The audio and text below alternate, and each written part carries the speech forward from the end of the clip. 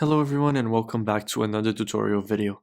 On this video we're at our presentation studio and we're going to be seeing how to work with transitions. So to start off, I have a presentation over here with 4 slides. I have 4 videos on, just our YouTube videos or tutorial videos. I just put them in here just to give it an example.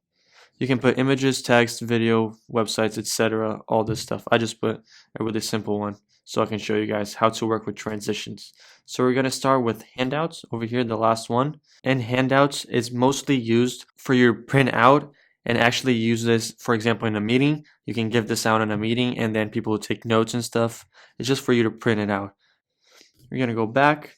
Next thing we're going to talk about is Impress. And Impress, there's a really cool thing that we can do. We're going to go to Overview. And over here, as you guys can see, the 1, 2, 3, 4, we're going to arrange them like this. 1, 2, 3, and 4 in this white canvas over here. It's not showing the actual content because it's a video, but you guys get the idea. This is the first video, second video, third video, and fourth video.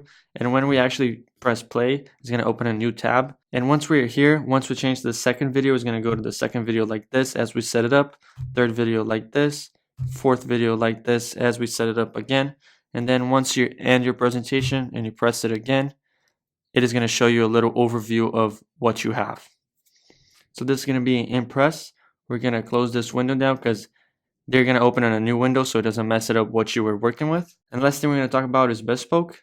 Over here, you can just have really cool transitions. For example, if I choose a cube A and then I open it, it'll just kind of work as a cube, like a rotating cube, as you guys can see. I can choose different ones. For example, let me just go back. For example, cover flow, and I'm going to go over here, and it's going to work like this.